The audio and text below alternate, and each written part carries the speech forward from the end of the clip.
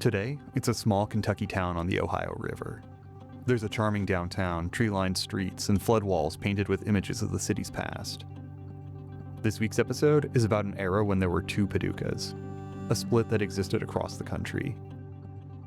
Here's Betty Dobson with the Hotel Metropolitan and the Uppertown Heritage Foundation. They were a city within the city because during Jim Crow, there was all these guidelines. You weren't welcome at certain places. And so having these stores that were available to you or having a dentist that was willing to see you or a doctor, that type of thing, it meant a lot to people. There were laws that for what Black people could and could not do. And as long as these laws were obeyed or honored, there seemed to be a peaceful coexistence between Blacks and whites. Because in Southern neighborhoods, you don't live that far from each other. That's Billy Miller Gray. She enrolled at Paducah-Tillman High School with 5 other Black students in 1956, the first class to integrate the formerly all-white institution. She told that story on the Crossroads Suncast in an episode last summer. This week, she shares her family's cross-country trip for life-saving surgery in the depths of the Jim Crow era.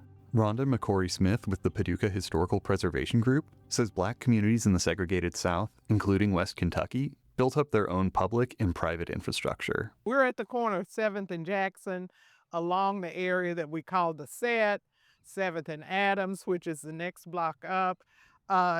It was really, you've heard of Black Wall Street. This was our Black Wall Street at some point in time in years gone past.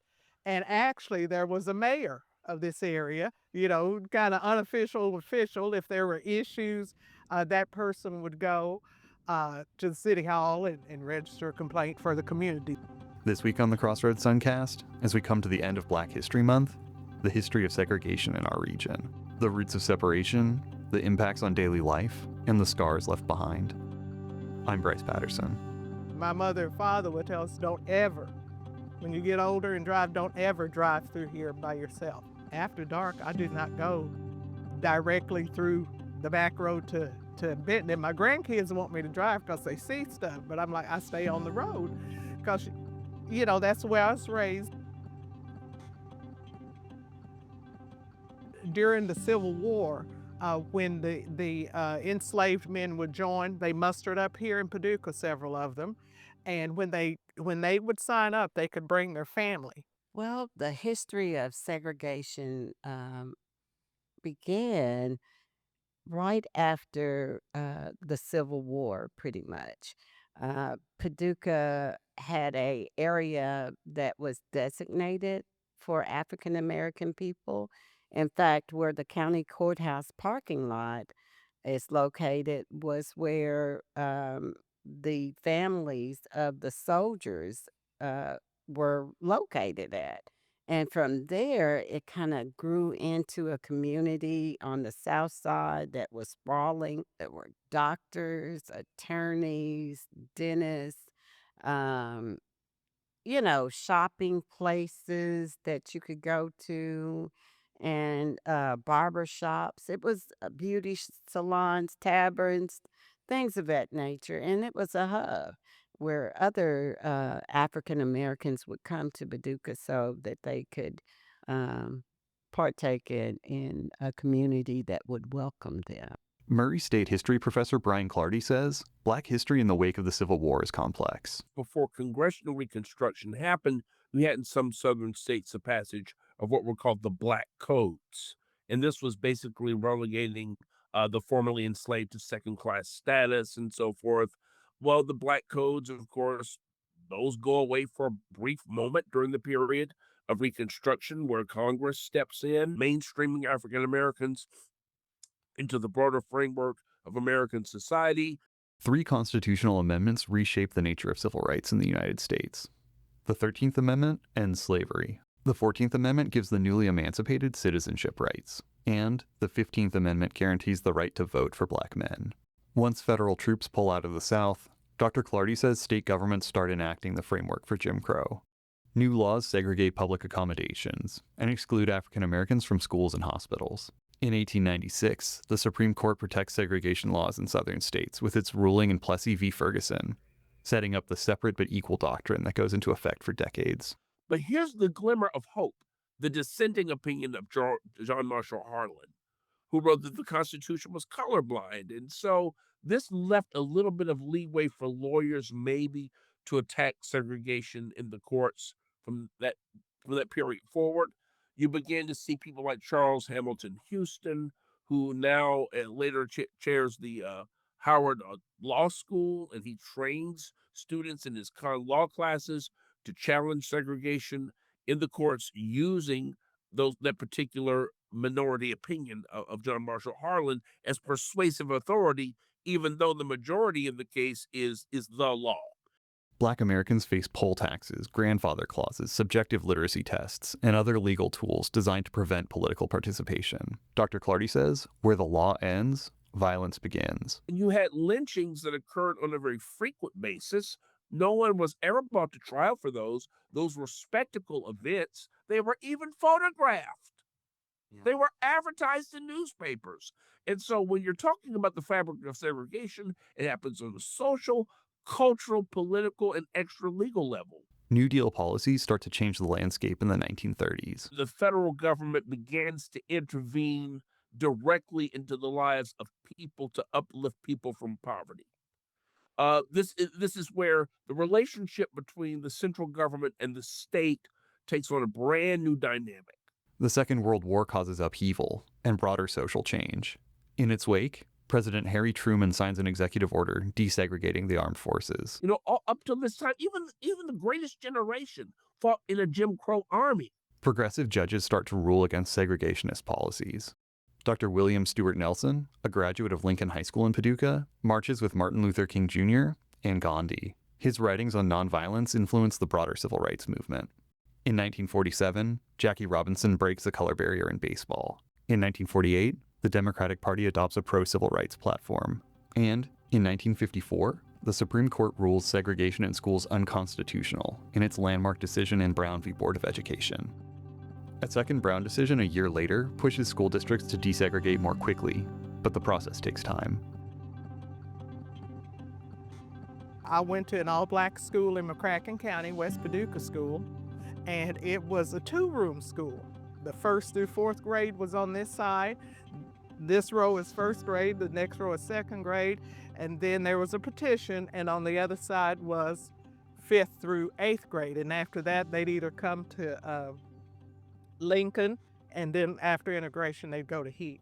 Rhonda McCory Smith moved to the integrated Concord Elementary School in 1965 when she was in third grade. She remembers close-knit communities in segregated Paducah. We had a microcosm of community.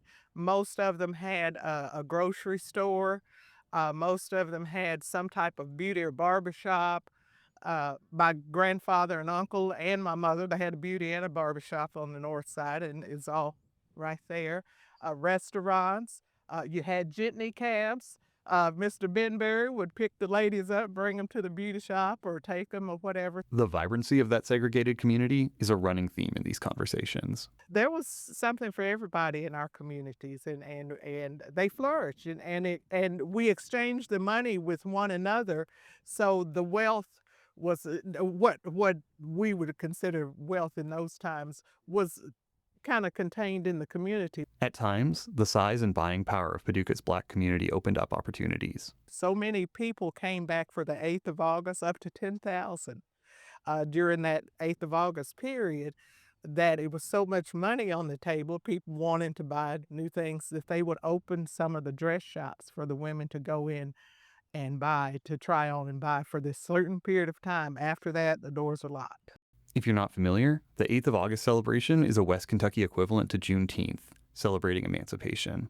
Here's Benny Hetty with the Paducah-McCracken County NAACP.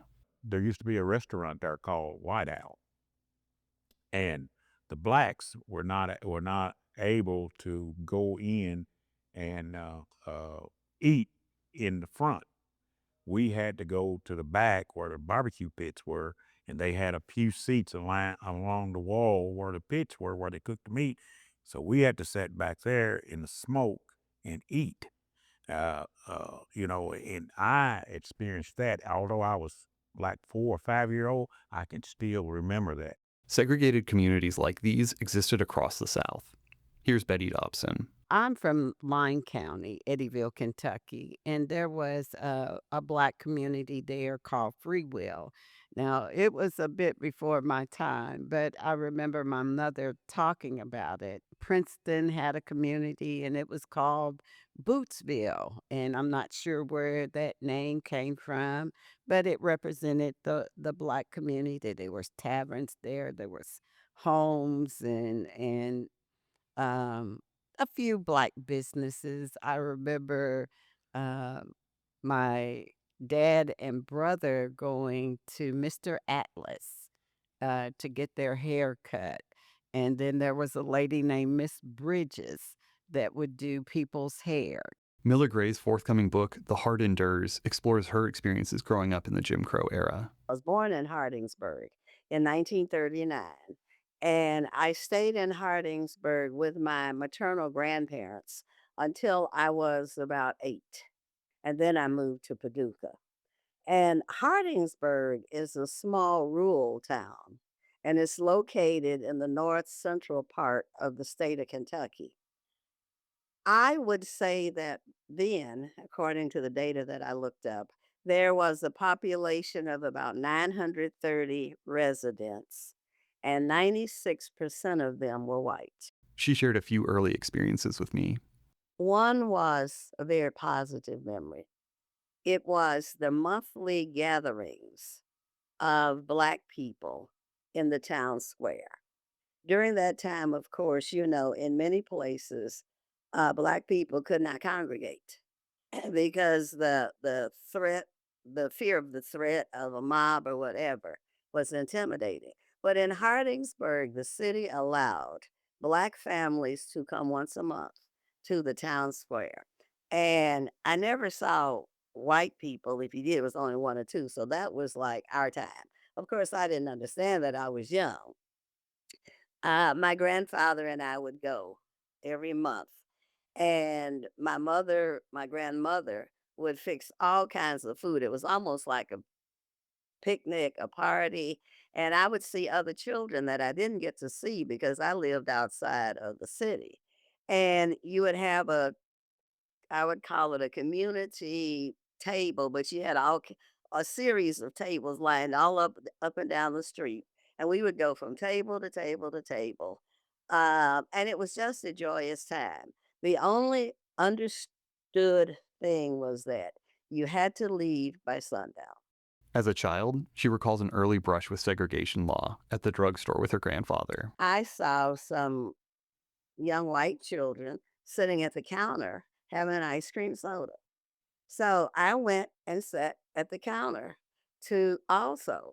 And when my grandfather saw me, he came and snatched me off the stool and said, "What are you doing?" So he said, "You can't sit at the counter and don't ever do that again." And I was so surprised because there was nobody more gentle than my grandfather.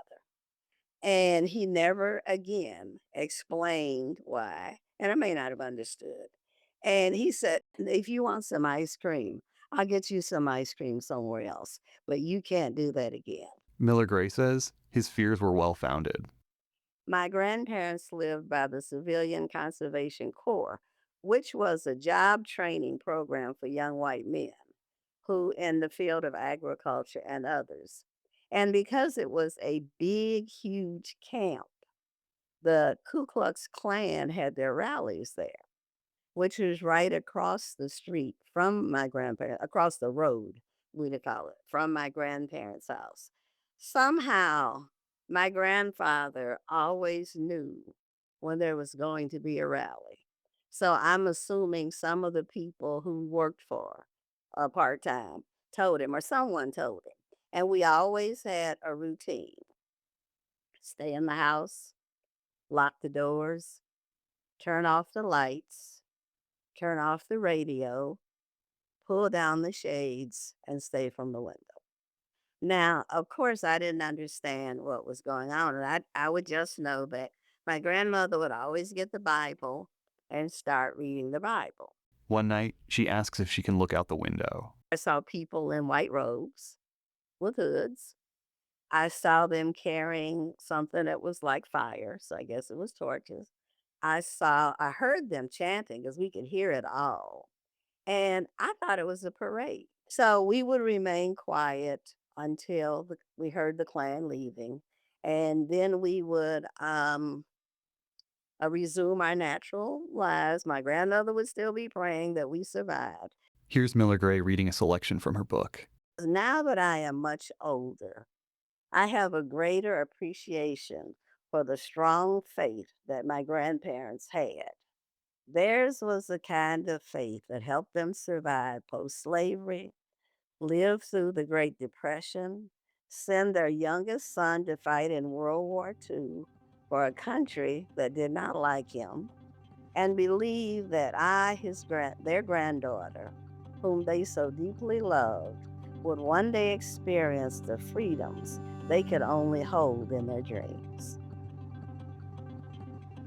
Segregation built boundaries that shaped the ways Black Americans traveled.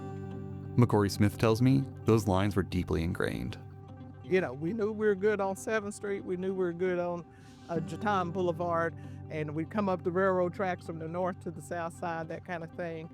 A lot of women were domestic workers out on the west end, and they'd kind of tell you, don't be out there rustling around, that kind of thing. We used to go to Cherokee Park up at Marshall County on Sundays. And was an all-black resort park at Kinlake. We'd go there, but when we go through there, my mother and father would tell us, don't ever, when you get older and drive, don't ever drive through here by yourself. Green Book stops, including Paducah's Hotel Metropolitan, provided Black travelers a safe space on the road. Jim Crow laws also shaped access to health care. I was born with a defective heart, with a valve that did not close, and was not predicted to live more than a year or more. After the move to Paducah, Miller Gray's health issues start to intensify. She's about 9 years old and starts tiring more easily than the other children. Our family physician, Dr. Pope, who was Black and who lived in a community and who was my parents' friend as well, had heard of the condition, but he didn't know any doctor, clearly in the area, who treated it, or even in the state of Kentucky. And he's told my dad that if I lived a few more years, it would be a miracle because I was already supposed to die at 1. Her father is working at the Tennessee Valley Authority, and his boss takes an interest in Billy's case. My dad, I guess, one time must have been talking to him about my condition. So he asked my dad if he could come and meet me. Well, my dad looked at him, I guess, in a puzzled kind of way, and his boss evidently understood. So that's when he told my father that he practiced the Baha'i faith. And he explained that his religion believed in the oneness of all humanity and the elimination of all forms of prejudice, including racism. So my father finally said yes, although he wasn't quite sure why he wanted to meet me. My father said this was the first white man to ever come to our house socially. So, and he didn't stay long. He asked my dad to meet him in the office that Monday morning. So when my dad stopped in, he told my dad that he felt he knew a place that may be able to help me because he had been there. And my dad asked him where, and he told him about Mayo Clinic in Rochester, Minnesota. Well, the first words from my dad's mouth were, do they take Negroes? He says the clinic takes all people, but the family is still anxious. Even the kindness of my dad's boss was overshadowed by the doubt sometimes of the lack of trust of even people who are well-meaning because of so much historical pain. The Mayo Clinic is willing to do the surgery, and there's a nearby boarding house that accepts people of color. That wasn't a given at the time. Even in Minnesota, Public accommodation laws hadn't gone into effect in 1950. The surgery is risky, and that risk is compounded by the racism of the era. So it wasn't just the survival of the heart condition from the surgery. It was, how does this Black family navigate going to Mayo Clinic? Mayo Clinic was 622 miles in about almost 10 hours. Where do we stay? Where do we eat? Where do we safely get gas? Where do we safely go to the bathroom? So my mother did what she did best. She cooked for like a week and had food, and we had a freezer full of food to last at least 2 days, although it or three, from fried chicken to potato salad, the normal stuff, pound cake and deviled eggs. So my dad researched rest stops and gas stations and state parks and all different places. And somehow I think he thought, I don't know why, that once we got out of Kentucky, that we would be able to find a place to stay for a night. Because it was a lot to have a child who was already sick do a 10-hour drive. And my dad was the only driver. But at night, um, he tried to find a place for us to sleep. And we had to go through Illinois and Iowa. And every place that he stopped, there weren't any Black owned motels or hotels that we could find. Every place that we stopped, they said no, even as he told them that there was a sick child, and they were saying no. One man who owned a motel in Iowa said he thought it was terrible, and that his customers would not like it if he let us stay inside, but that he had a big lot out in the back, and that my father could pull in there and sleep as long as he was out by sunrise. That night, 9-year-old Billy and her mother keep watch. Here's another excerpt from her book.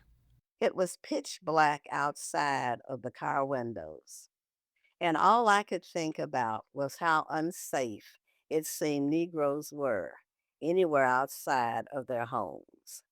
I thought about the Klan rallies in Hardingsburg. And as a child, I did not understand much, but I did know that as Black people, we were somehow less safe in most situations than white people. I just wanted to go back home. It was very confusing for me to realize that my family and I could die trying to make our way to a place that was supposed to keep me from dying. They make it to Minnesota safely. So we settled in and we went to get something to eat at the restaurant. When we walked in the restaurant and they seated us by white people, I asked my dad, did they know we were Negroes? And he said, yes. And I said, well, then why are we eating with white people? And he said, in Minnesota, white people and Black people eat together. So the next day, I entered into Mayo Clinic and met the people there who were absolutely wonderful. The surgery was a success. And for the first time, I saw the world differently because I was surrounded by all white people who were trying to keep me alive, which was a different experience than the Klan view and others. And as soon as I came out of surgery, they had ice cream for me, which is my favorite thing. The family stays in Rochester for 3 more days. Miller Gray's mom cooks meals for the road home, and they stay with a family member in Peoria on the way back to Paducah. The 50s and 60s mark a period of major change. You have the Montgomery bus boycott, in which it took a Supreme Court ruling by 1956 to desegregate those bus lines in Montgomery. Where even a few years later, where you have the Freedom Rides, the federal government, the Kennedy administration, is directly involved in monitoring those Freedom Rides and moving the needle on that too. And then, of course, eventually you get to 1963 when John F. Kennedy, President Kennedy, is finally goaded into sending civil rights legislation up the hill, which included in the initial bill voting rights. Updates to the law have immediate impacts on the day-to-day lives of people of color in West Kentucky. But it takes time and a lot of loss to bring about change. You began to see, sadly, some blood being shed. A lot of activism and blood being shed. The death of Medgar Evers in 1963. The death of those 4 young girls in Birmingham at the 16th Street Baptist Church bombing. You have the March on Washington, which put front and center the larger question of civil rights on the table. It is the 900-pound elephant in the room that nobody can ignore anymore. You have now, sadly, the assassination of President Kennedy, and it's going to take a Southerner, Lyndon Johnson, who knows a lot of these folks in the House and Senate by name and by habit, who's able to push this legislation through. Yeah, in the initial bill, voting rights is stripped out, but the country did get a public accommodations in 64, of course, sanctioned by the Supreme Court in Heart of Atlanta Motel versus the United States and Katzenbach versus McClone. So the segregation, Jim Crow segregation, formally is wiped out. There's still, however, the question of voting rights, which, of course, the movie Selma very accurately displays. The fact that the incident on the Edmund Pettus Bridge, the death of Jimmy Lee Jackson and James Reeb and other ones, puts voting rights on the center of the political spectrum. And of course, President Johnson signs off on that legislation. So there's a lot of struggle, there's a lot of dying, there's a lot of activism that occurs on all of those fronts in the 1960s. Activists often traveled under the radar to avoid violence. Here's one story Betty Dobson was able to track down from the Hotel Metropolitan. She spoke with a man reminiscing on a time in Paducah in the 1950s or 60s. There was a man standing outside, a black man. Well, he referred to him as a colored man. And he said he was in a suit and had a nice car, but the hood was up on it. And he said on the other side of the car was another gentleman dressed well. And he said, I passed them up. And he said, then I thought about it. And I went back to ask them if they needed help. And he said they took him up on his offer. He helped them. And then he said to him, would you like something to eat? When I live down the road and my wife always cooks plenty, you're welcome to come to dinner. He said that one of the men walked to the back of the car and someone rolled the window down and they had a conversation and he saw the man nod his head, so he came back and said, sure, we'll be happy to come to dinner. And said as they began to have dinner, he said they didn't say blessings or whatever. And the gentleman said, can I pray over the food? Would you mind if I pray? And he said the man began to speak. And he said that he looked at his wife and his wife looked back at him and he said, we believe that was Dr. King. And we showed them how to get to the Metropolitan. I reached out to the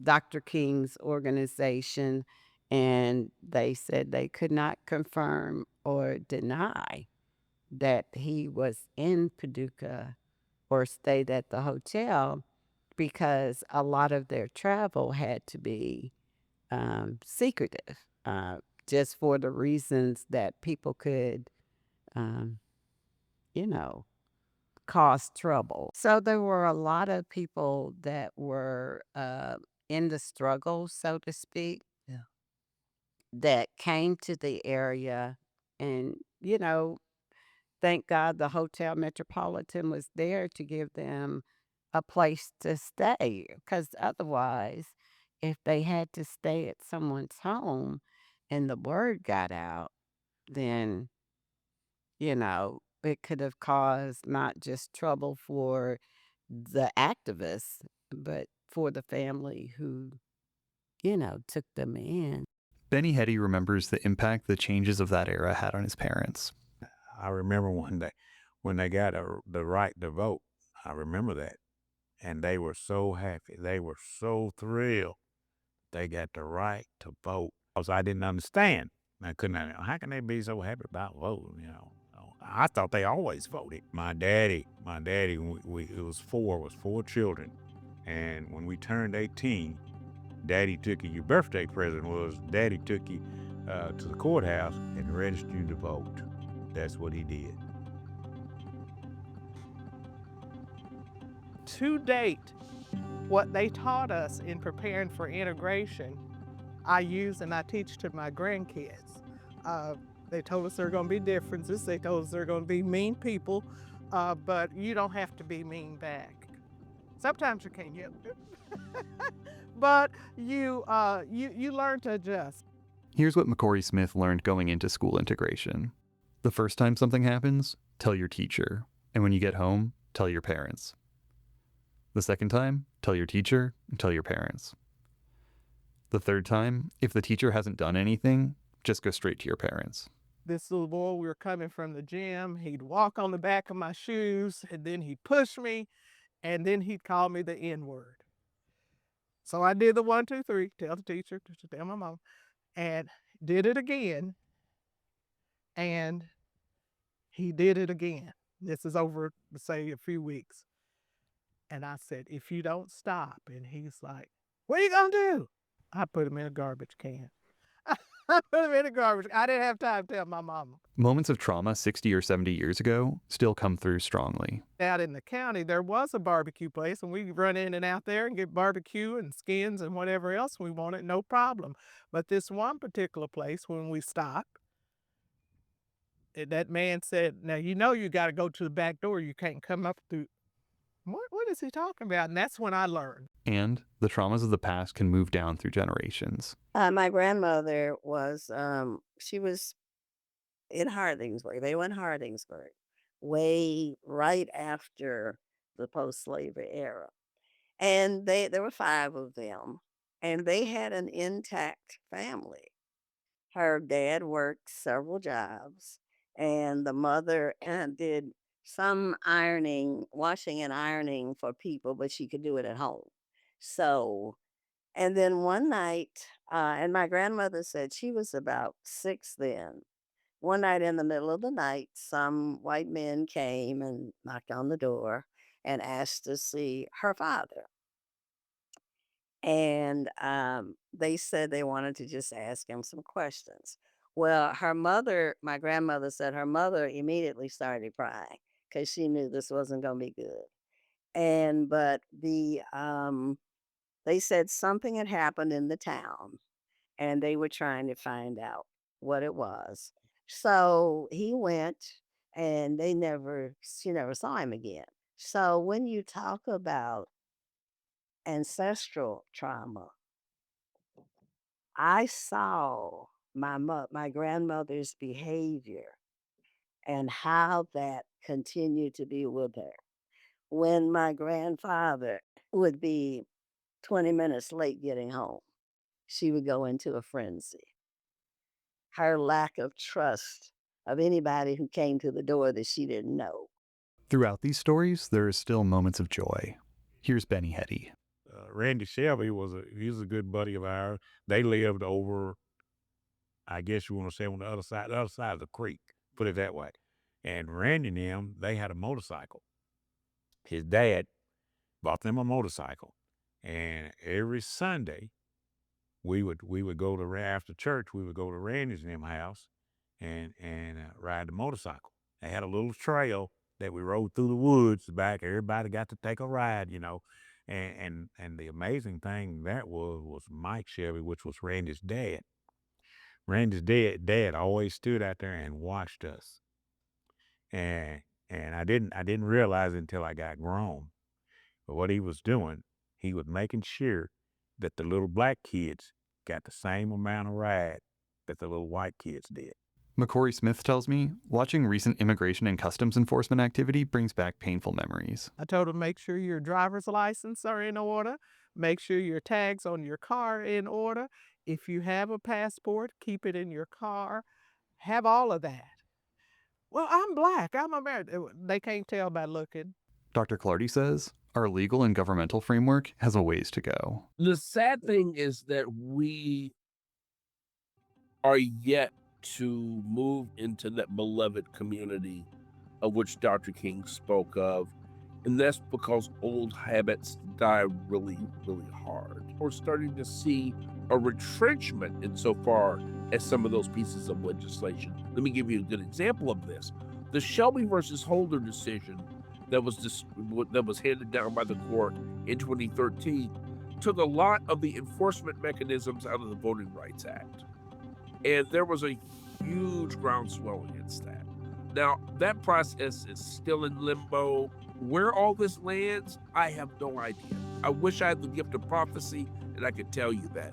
But we're in limbo. Video and sound for this episode by Mason Watkins, Ethan Patterson, and Morgan Regal.